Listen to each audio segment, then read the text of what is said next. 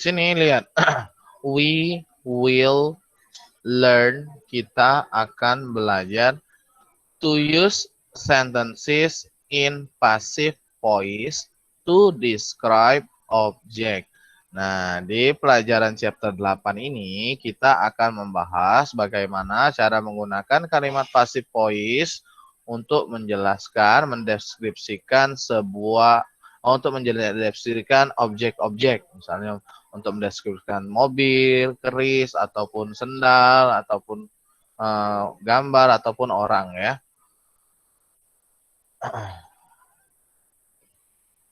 Oke, ada yang beberapa keluar karena koneksinya ini kayaknya.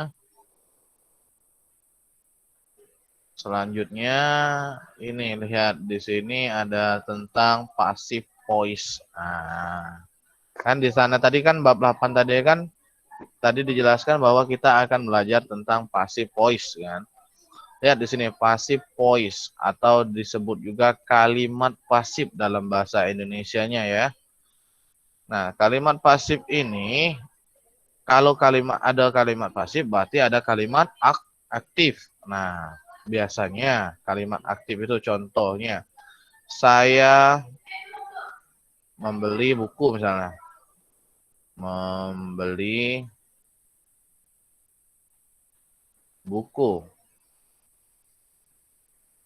Nah, lihat di sini, ada kalimat saya membeli buku. I buy a book. Misalnya, saya membeli sebuah buku. Nah, ini kan kalimatnya aktif. Nah, kalau kita ini untuk menjelaskan sebuah objek ini tadi, berarti kan kita menjelaskan buku ini kan, berarti bukunya di depan. Buku dibeli oleh saya. Oleh saya. Nah, berarti kalimat pasifnya itu dibalik. Berarti dia kan menjelaskan objeknya. Berarti buku dibeli oleh saya atau a book is brought by me. Nah, itu ya. Perbedaan kalimat pasif dengan kalimat aktif. Jadi aktif itu menjelaskan subjeknya, sedangkan pasif itu biasanya menjelaskan objeknya. Lihat di sini. Yang bagian passive voice. Nah, passive voice is used, digunakan to show interest in person, untuk menjelaskan ketertarikan seseorang ataupun objek. Nah, objek, ingat objek. That express an action. Nah, yang objeknya tadi yang mengekspresikan tentang aksinya.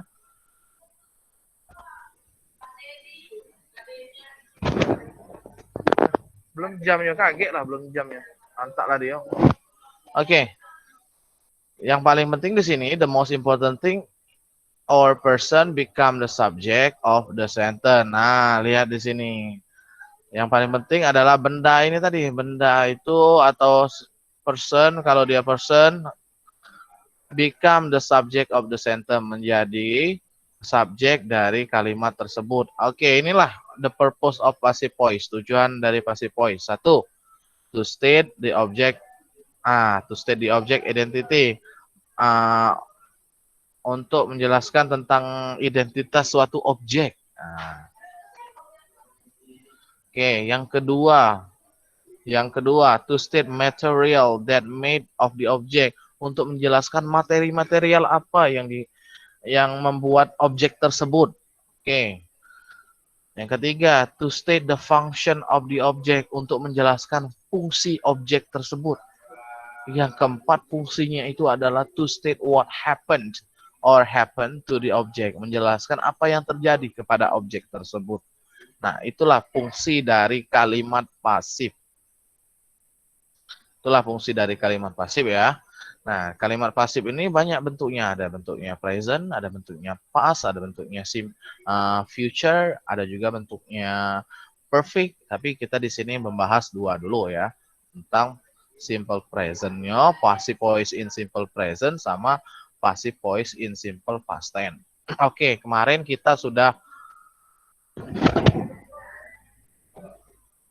Gak bisa digunakan. Kemarin kan kita sudah menjelaskan tentang namanya bentuk simple past tense ya, pembahasan kemarin. Bentuk simple past tense itu kan kemarin kalau masih ingat adalah rumusnya subjek plus verb kedua. Nah, untuk yang simple present ini kalian sudah ada di kelas 9 kelas 8 atau kelas 9 kelas 7 kemarin kalian sudah belajar ini bahwa kalau dianya present tense itu kalimat yang biasanya aktifnya itu subjek plus verb pertama. Nah, sedangkan di sini kita akan membahas tentang pasif. Berarti dari aktif kita ubah ke pasif. Nah, ingat rumus kalau biasanya kalimat pasif itu ditandai oleh to be plus verb ketiga. Nah, jadi to be ditambah verb ketiga itu pasif.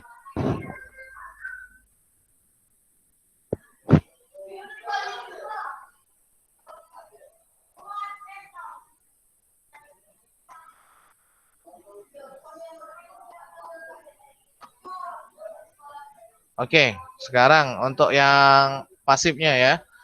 Misalnya contoh di sini. I write a book. Saya menulis sebuah buku. Oke. Kalau kalimat pasifnya pasti kan ditulis kan, buku ditulis oleh saya, berarti kan. Nah, berarti sesuai dengan to be plus verb ketiga. Lihat di sini to be. To be-nya apa? Is tadi, is ini menunjukkan bahwa dia di sini adalah kalimat present tense. I write a book karena verb pertama dia berarti simple present. Berarti di sini objeknya adalah a book, berarti a book-nya di depan. A book is. Nah, ini yang tadi write ini kan verb pertamanya. Nah, di sini kalau kalimat pasif harus verb ketiga. Jadi setelah to be ini tadi, to be is, kita menggunakan kata kerjanya bentuk ketiga. Jadi written. Verb ketiga. Written ya, verb ketiganya written.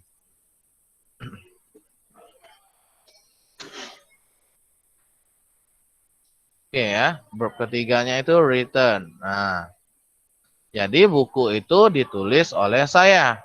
Contoh yang kedua, the second example untuk kalimat simple past present tense itu adalah the seller sells the fruits to mom. The seller di sini penjual, menjual karena penjual di sini single, satu orang, singular. Di sini kalau kalimat present tense untuk aktifnya ditambah s atau is setelah verb ya. Berarti ini sudah sell ini ditambah s, sells. Jadi the fruits. Nah, lihat di sini fruits-nya itu ada s, berarti banyak fruits-nya. The fruits to mom. Jadi itu penjual menjual buah kepada ibu.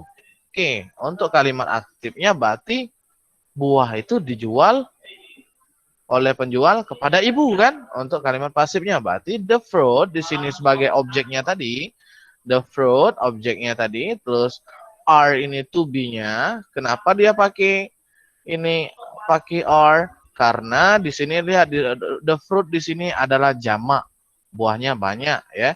Bisa juga kata gantinya itu they. Berarti rumus dirumuskan kalau they itu harus to be-nya pakai are kan.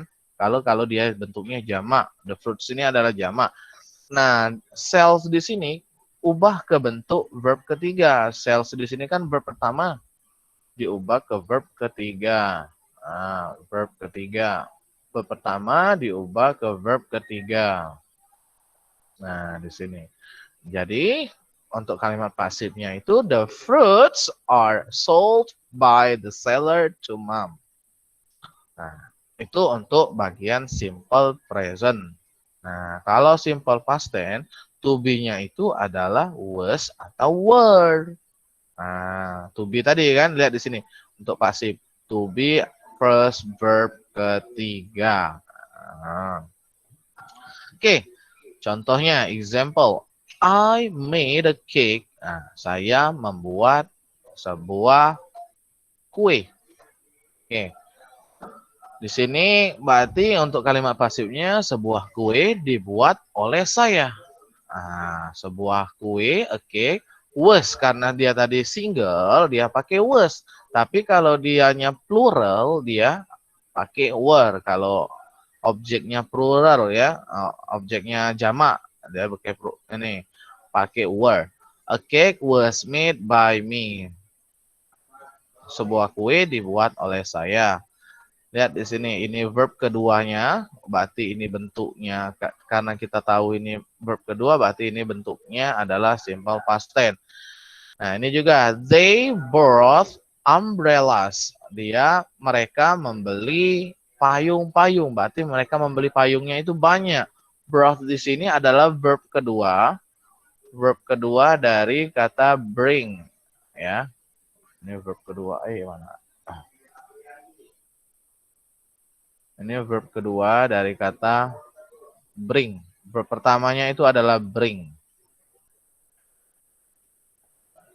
Ini verb pertamanya meet ini adalah make, ya, membuat. Verb pertamanya. Nah, di sini kita jadikan bentuk pasif. Berarti payung-payung dibeli oleh mereka, kan? Berarti payung-payung di sini sebagai subjeknya.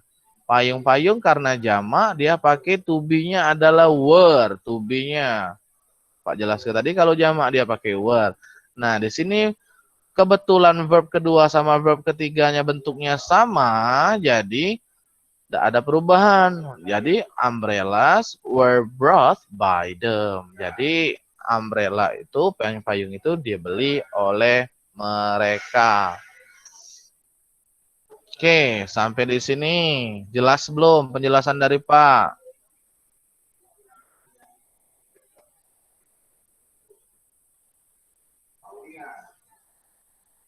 Jadi kalimat aktif itu biasanya diawali kata mem ya. Tapi kalimat pasif itu biasanya kata kerjanya itu di, misalnya membeli berarti dibeli kalimat pasifnya. Kalau aktifnya membaca berarti dibaca gitu kan. Lanjut lagi. Nah, oke, bentar ya. Kita lanjut balik lagi ke buku. Bukunya chapter 8 halaman 145. Nah, di sini ada 4 popular foods from Indonesia. Ada 4 makanan terkenal di Indonesia.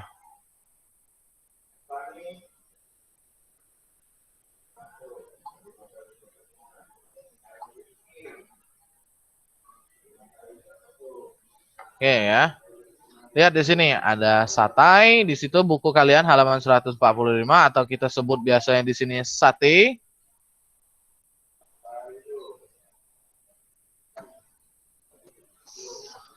Terus juga di sini ada lemper. You know lemper? Kalian tahu pasti lemper. Terus juga ada empek-empek atau kita sebut juga pempek. And the last one is kerupuk. Oke. Ada cerita tentang pempek, ada juga tentang sate, ada juga tentang kerupuk. Oke, kita bahas dulu tentang sate. Satai. Nah, satai atau kita biasanya nyebutnya itu sate. Oke. Satai or sate is made of chicken, beef, or lamb. Nah, di sini lihat. Sate is made. Setelah to be tadi lihat. Setelah to be ada verb ketiga. Verb ketiga setelah to be. Ini to be-nya adalah is. Sate kan satu kan, single kan. To be, ini to be-nya. Ini verb ketiga. Sate is made of chicken. Berarti kalau dianya is made, berarti ini bukan membuat artinya. Berarti dibuat. Sate dibuat dari chicken, ayam, beef sapi. Ini daging sapi, lamb itu daging domba atau daging kambing gitu sebut. Oke. Sate ayam is made of chicken. Benar ya, sate ayam itu dibuat dari ayam. Sate kambing is made of lamb. Sate kambing dibuat oleh daging kambing atau daging domba. Sate sapi is made of beef. Nah, sate sapi itu dibuat dari daging sapi. Small pieces of meat. Nah, lihat di sini. Small pieces of meat. To-be-nya are. Kenapa to-be-nya are? Lihat di sini. Small pieces. Bagian-bagian terkecil. Berarti small pieces di sini. Berarti banyak kan bagian-bagian terkecil itu kan banyak kan dipotong kecil-kecil maksudnya itu kan. Jadi banyak. Jadi jamak. Jadi dia pakai di sini to-be-nya are. Are marinated. Diasinkan in spicy sauce. Diasinkan di kecap pedas katanya kan. Ibarat kata digendam dulu nak buat daging sapi yang diiris tadi. Nah, some pieces of well marinated, nah, sudah direndam diasinkan tadi. Daging sudah kecil-kecil tadi diasinkan. Are skewered. Skewered. Nah, setelah beberapa daging sapi tadi yang sudah diasinkan tadi, terus kita ditusuk. Nah, are skewered. Skewered. Nah, ini verb ketiganya. Nah, ini to be-nya are. To be. Nah, then on skewered, setelah itu ditusukannya itu sate is grill. Sate tadi di grill, ini to be-nya. Is ini to be. Grill itu verb ketiganya. Ya. Over a very hot charcoal. Di atas bara api atau arang, di atas arang. It is served with peanut sauce or soy sauce. Nah, itu dihidangkan dengan peanut sauce itu apa peanut? Kacang, saus kacang berarti. Saus kacang. Nah, or sauce. Nah, ini adalah kecap atau saus kedelai. Kedelai itu kan kecap. Oke, selanjutnya lemper. Oke, lemper is made of a handful lump of steamed glutinous rice. Lemper dibuat dari segenggaman yang handal itu, digenggam itu, of steamed glutinous rice, yang dikukus,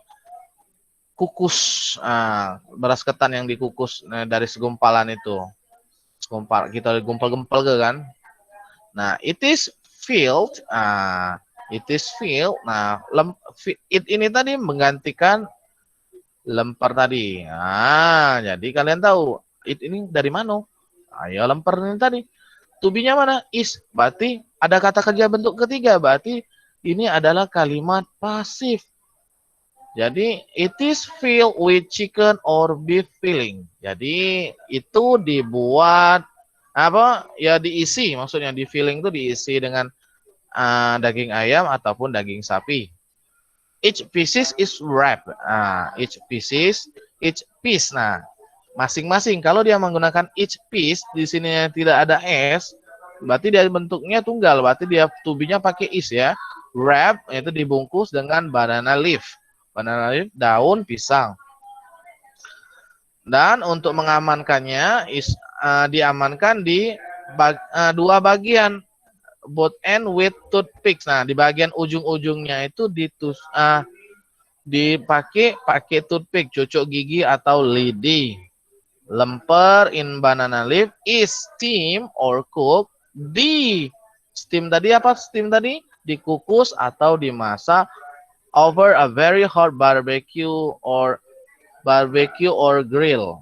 Or grill Jadi dipanggang boleh, dijadi ke barbecue boleh dan ya. If the glutinous rice is well cooked before lemper is filled and wrapped.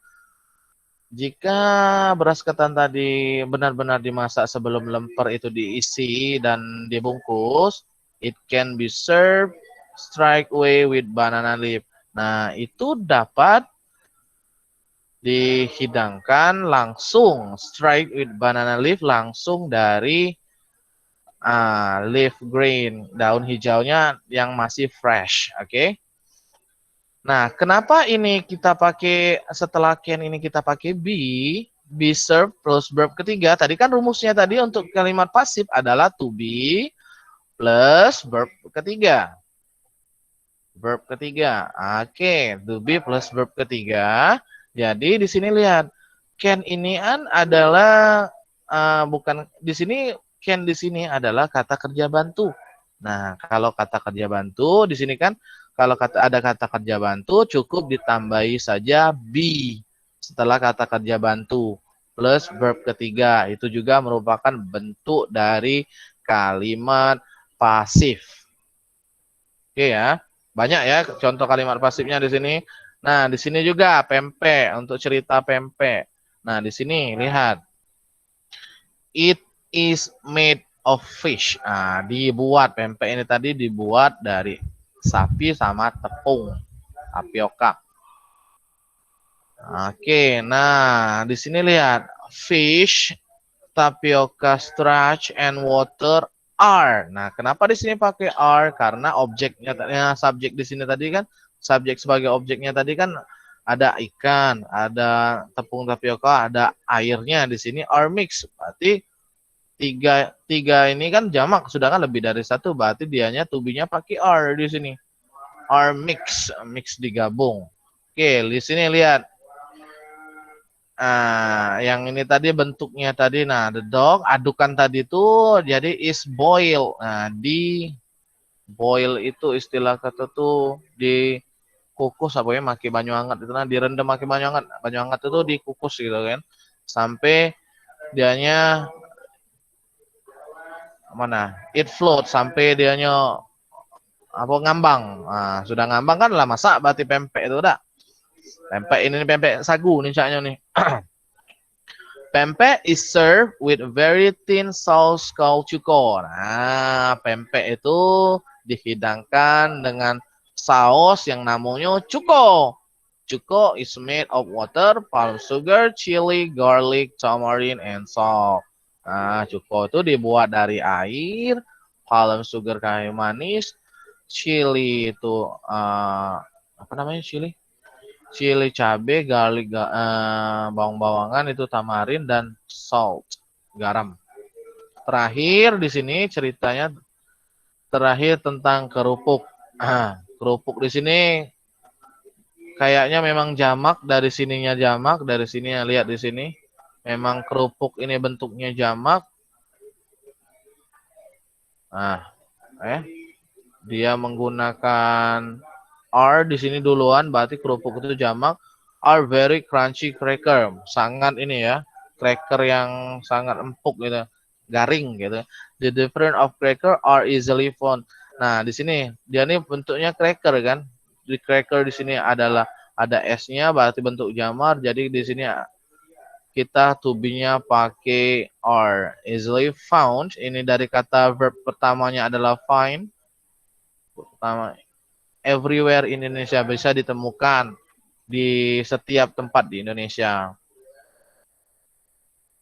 Nah, it is made of tapioca. Nah, kerupuk ini tadi dibuat dari, nah kerupuk ini ikoan maksudnya tuh, bukannya kerupuk yang sebanyak ida ini. Kalau sekantong kan dianya kerupuk or, tapi kalau ini dianya satu buah kerupuk itu kan, it's made of tapioca starch. It is flavor with fish. Biasanya rasanya itu rasa ikan, shrimp rasa udang, garlic rasa bawang-bawang. Nah, kerupuk is shaped in thin pieces. Nah, bentuk kerupuk itu biasanya kerupuk itu kita namanya kerupuk itu diiris-iris. Bentuknya itu sangat tipis-tipis ya. Nah, the pieces di sini banyak kan, bagian-bagian kerupuk tadi itu are dried, dikeringkan under the sun, di bawah matahari, until it's completely dry and hard, sampai dia itu benar-benar kering dan keras. Nah, in deep fried, nah digoreng di atas minyak minyak sayur yang hangat, ini yang panas itu digoreng di atasnya. Some kinds of kerupuk are fried in very hot sand. Nah, ada beberapa kerupuk itu yang digoreng dengan ini menggunakan pasir yang hangat. Very hot sand. Sand di sini adalah pasir ya. Nah, di sini ada kalimat pasifnya banyak ya. Contoh kalimat pasifnya ada di beberapa tentang four popular foods from Indonesia. Empat makanan terkenal yang ada di Indonesia. Oke. Oke, sampai di sini kalian ngerti tentang perbedaan antara kalimat aktif dan kalimat pasif? Oke, Pak Nanya dan Radit atau Dandi boleh? Kalian? Abel? Paham ya? Kalau kalimat aktif itu biasanya makna dari kata kerja tersebut adalah misalnya membaca, membeli, membawa, menyapu. Nah, tapi kalau kalimat pasif itu lebih menjelaskan tentang objeknya. Jadi misalnya dari membaca tadi berarti dibaca oleh saya, kan menjelaskan. Buku, objeknya tadi kan buku, berarti buku dibaca oleh saya, buku ditulis oleh saya. Nah, terus juga buku dibeli oleh saya. Nah, kayak gitu. Jadi dia menjelaskan tentang objek, kalimat pasif, ya. Fokusnya ke objeknya. Itulah beda kalimat pasif dengan kalimat aktif. Oke, any questions so far? Ada pertanyaan sejauh ini sebelum Pak akhiri pembelajaran kita hari ini? Ajeng, Rina, Suci, Alvina.